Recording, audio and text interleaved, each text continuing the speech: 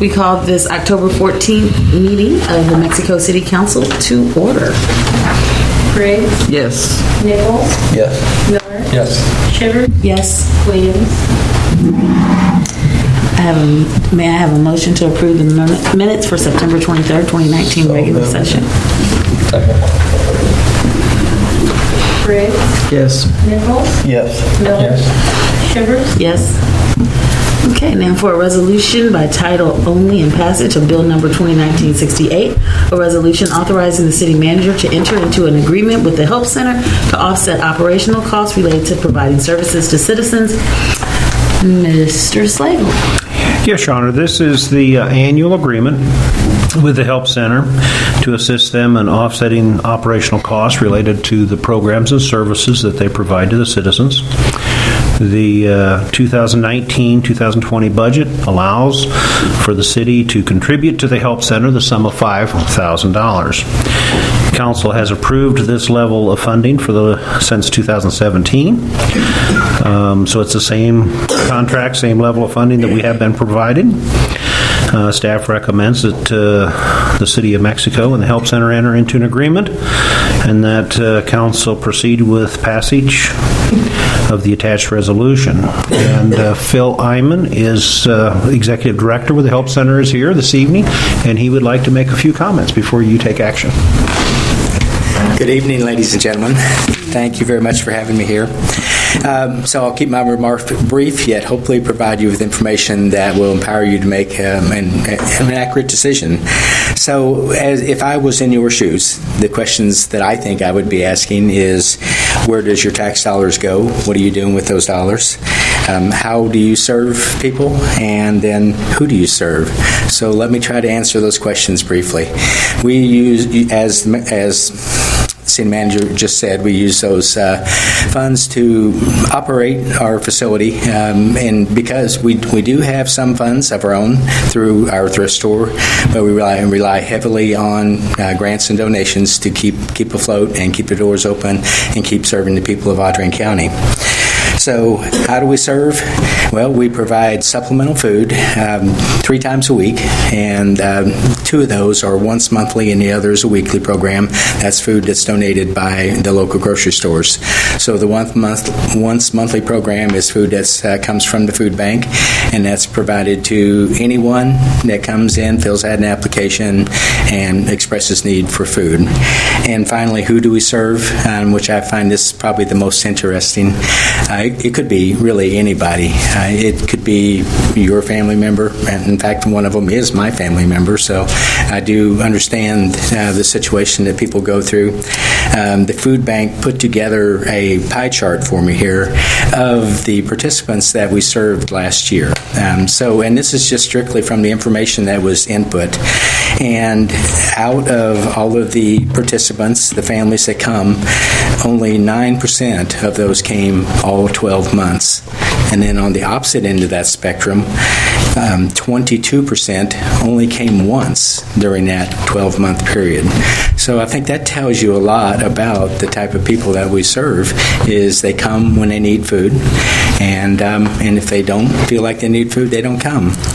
So to try to give you a picture of who we might serve, I won't mention names, but the family here in Mexico, both of this husband and wife were in public service their entire life, in various ways.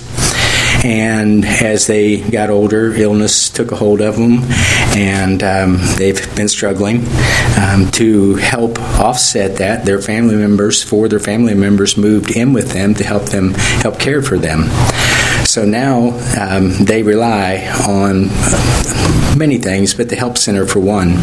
And this gentleman stood in my office and tears in his eyes and said, "I don't know what we would do without the food that you provide." So that really does sum up what we're able to do, is we're meeting a need that perhaps might go unmet any other way. So I thank you for your understanding of our operation. I invite you to come and see for yourself what we do there. And if you'd like further information, our system breaks it down into very specific demographics, race, age, employment, all of that. I can break it all right down into categories for you, and so that might give you more information when talking to others about what we do. May I answer any questions? Thank you for what you do. Thank you. Might also add, Phil, you have an awful lot of volunteers from the community that work in the help center too. Yeah, tirelessly. Yeah, well over 1,000 hours of volunteer hours each month. Yeah, that's honestly what makes it go. We are a manifestation of a caring community. That's true and simple. Thank you. Pleasure of the council. I move that for reading by title only, bill number 2019. That's 68. Do what? That's 68. Second. Oh, did I say it wrong? You just forgot 68. Briggs? Yes. Nichols? Yes. Miller? Yes. Shivers? Yes. Reading of bill number 2019-68, a resolution authorizing the city manager to enter into an agreement with the Help Center to offset operational costs related to providing services to citizens. I move for passage. Second. Briggs? Yes. Nichols? Yes. Miller? Yes. Shivers? Yes. Okay, other business, a discussion for temporary memorial roadside markers. Mr. Slagle? Yes, Your Honor. Council, we've had previous discussions regarding the need to set some regulations for the placement and monitoring of the length of time that memorial roadside markers may be placed on public-owned right-of-way. We had this discussion 2-3 months ago in regards to some parameters, and we've pulled them closer together now to an ordinance format for you to look at and for some further discussion.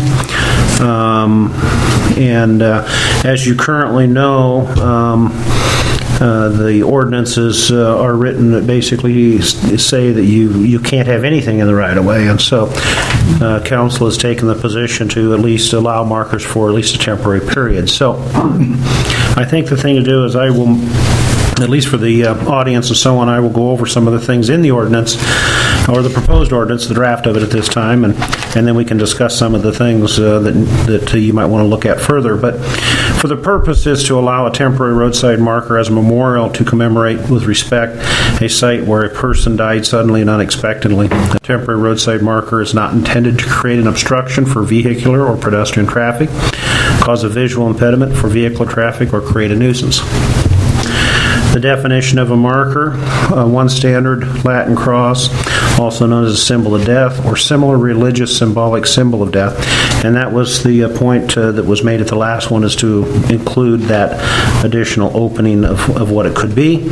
And it may be placed as a temporary roadside marker on the side of the street within the public right-of-way or parkway to designate the site where a person had died. No other obstruction, temporary or permanent of any kind, is allowed in the right-of-way or parkway and may be removed without notice. The construction of a marker, the one simple marker not to exceed 30 inches in height and 18 inches in width, is allowed. The length of time, one marker per person may be placed for a period of not to exceed 180 days. Previously, we had 90. Council had asked to stretch that out to 180. If the marker is not removed within the allowed length of time, the city reserves the right to remove without notice. The marker may not impede on pedestrian, wheelchair, or vehicular traffic. Therefore, no markers are allowed in the traveled portion of the street or on the sidewalk. Markers may not be placed within 30 feet of a street intersection, and this is to allow for visibility for scene of traffic, and not on street signs or utility poles. In the current city code, adjacent property owner duty, it does require that the adjacent property owner maintain the right-of-way and or the parkway in front of their property. Therefore, any adjacent property owner or tenant thereof may remove any obstruction or marker at their sole discretion and without notice if they have to maintain that property. The additional provision that we added since the last review of this as well was a prohibition based off of criminal activity, and this was a provision that was put in most other ordinances and and rules from other communities and states, in fact. And it was that no marker may be erected for an individual who is directly involved in a criminal activity that led to their death or may be removed without notice. And this is referencing an individual that committed the crime that got them. They're not the victims, because in most cases this is about the victims. So so that is kind of regrouping of where we were at from our last discussion. And so at this time, council, if you've got any other further direction or comments or questions or clarifications or things you want to include, we can do that before we prepare this to come back for reading for approval. The only thing that I saw was, and I mentioned to you before, is under that prohibited for criminal activity. I see the need for it, but I think we might want to try to work on clarifying it. I think we mentioned possibly saying a person involved in committing a criminal activity or something to be more specific. Yeah, and some of the words that I looked at would be changing where we really have directly involved in. I realize that could be kind of open-ended, so if we would change that to no marker may be erected for an individual who was committing a criminal activity that led to their death, I think would be clearer. It would be. It would be.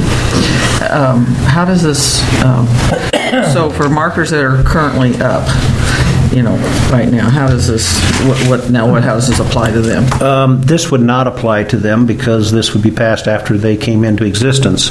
But under the current ordinance, which we've left them for now, but the current ordinance says that we can remove them now. Okay. And as of the time we would move forward with this, those have all been in place at least 6 months from that time of death, which this would allow. So I think at this time, those could then be removed moving forth. I think we discussed at one point possibly contacting those individuals and give them that option to try to do it, and then maybe give them, I think we said at one point in our discussion to like December 31st, and if it wasn't, then we would go ahead, just to keep everything clean and simple.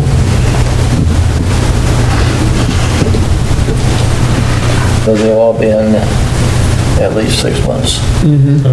Because the last one would have been the one on Mojo. Which would have been established the first part of February. Where Yeah. So December 31st, that's that would give 2.5 more months.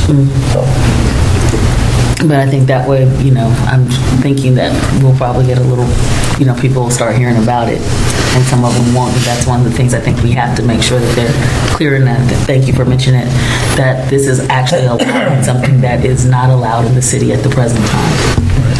Where we would have been before we were at, the previous discussion was just tell them to move that stuff. Exactly. Whereas we've come back now and said, okay, we'll give you some time, and now we're creating an ordinance that also now allows them for a temporary time.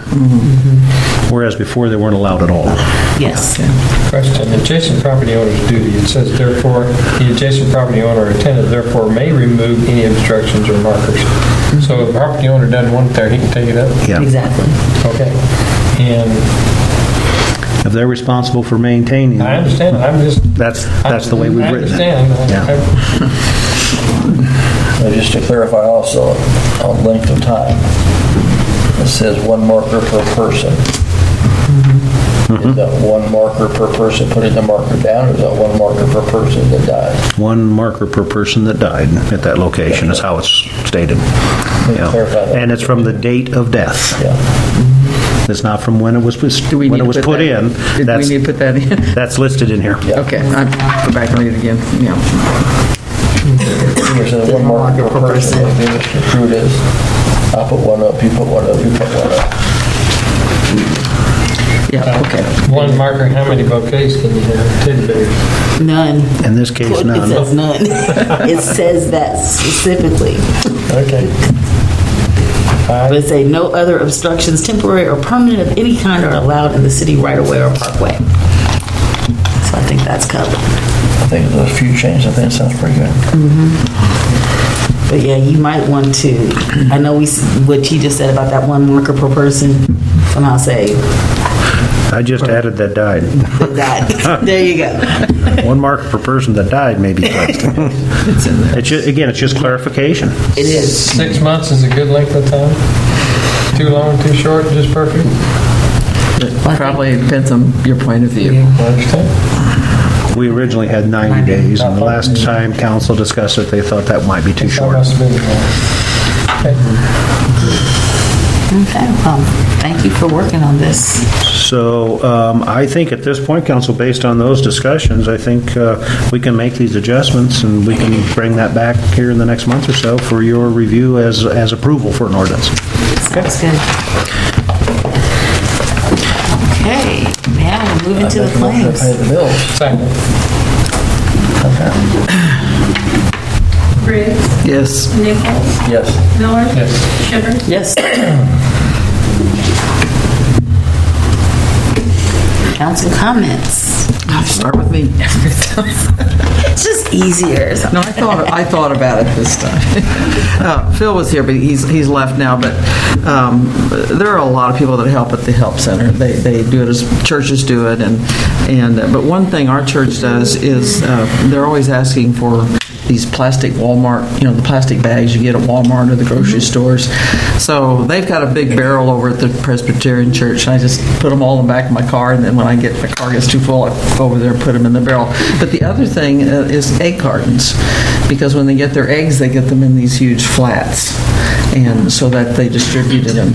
And so if you've got any, if you want to know what to do with your wish I little knew. bags or your egg cartons, drop them off there. Or maybe there may be other places too. Next week, we just put them in her chair.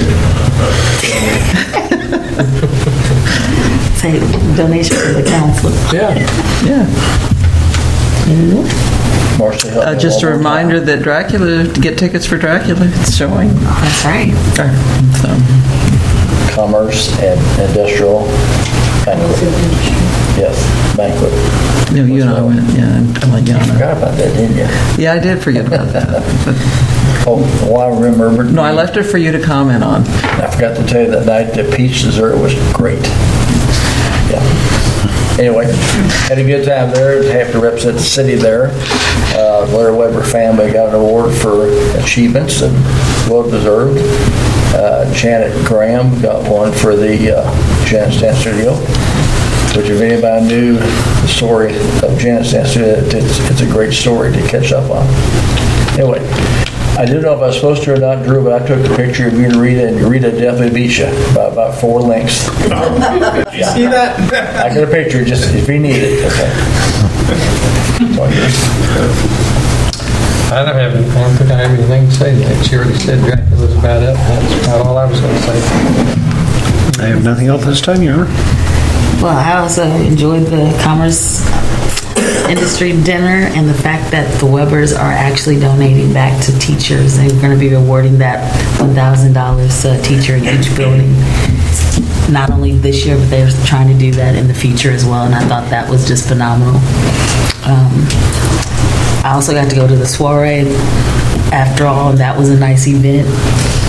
Good seeing that so many people out. Have a couple of things coming up. Chad's going to be meeting with some people on Saturday, and then my next lunch with the mayor, because we have a city council. Yeah, we'll have another city council. Will be actually on October 30th. So, living the dream. Who's going to be with you at this time for lunch with the mayor? Gotta find out. You always order. Exactly. And everyone's entitled. I know who I'm going to ask specifically, because they keep asking about sewers and more sewers and more sewers. I want to have that. This was going to be at Pratt's though at 5:30. So. Well, if you have one about sewer, you probably should have it at the plant. Yeah, that's probably good. That might not work so well. The guys eat there all the time. This is true. I don't know if I want to though. Do we have any comments from the public? If so, please state your name, address, for record, and keep your comments to a maximum of 3 minutes. Hi, my name is Joshua Price, and I live at 116 Mary Street. And with the temporary roadside markers, are you guys going to start enforcing the trees growing in the right-of-way too? Because there's a lot of places around town that have trees growing right there at the same places where some of these crosses could be, especially at the corner of Hendricks and Jefferson. It's a pretty bad spot. There's multiple trees growing along the sidewalk right there, if you guys would like to see.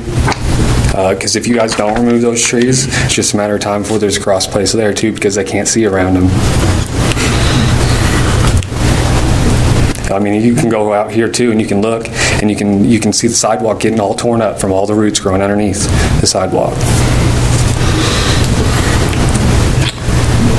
Okay, well, thank you for your comments. I'm not quite sure what we can do about trees so much. They're not supposed to be there. There's an ordinance against trees being planted in the right-of-way. Some of these trees right here are pretty young. They haven't been there very long. They're small, if you'd like to see the picture. Historically, trees were allowed to be planted in the right-of-way, and so a lot of the larger, mature trees were permitted. The current ordinance that prohibits them was put in place just a few years ago, so I think that's how some of them got to be there and in place. So it would have been ex post facto law. It goes back to Bill Thompson. But if the crosses are an issue and they're a danger to people, then why aren't the trees sitting there? The problem is with, I don't know if you heard us when we said right now we've addressed the trees. So there's already an ordinance in place that prohibits the trees to be in the right of way. So there's nothing we can do. So it was allowed previously by the way our ordinances were set up. And the opposite, right now there's an ordinance that says there cannot be any type of obstruction or anything like that, the temporary markers that we're saying. So we're actually allowing it. If we enforce the current code as it is, those markers would have already been up. I know, but these are small trees. I don't understand why. And would you like to see the picture? Oh, no, I can go, I'll drive by. Okay, because people come flying down Jefferson real fast, coming from up here by the square, going fast, and then people stop at Hendricks, and it's just a matter of time before they pull out, they can't see, and boom.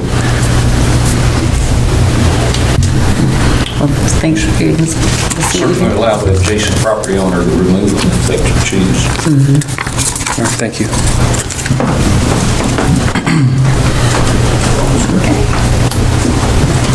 Any other discussion? Make a motion, adjourn. Second. Adjourn. Riggs? Yes. Nichols? Yes. Miller? Shivers? Yes.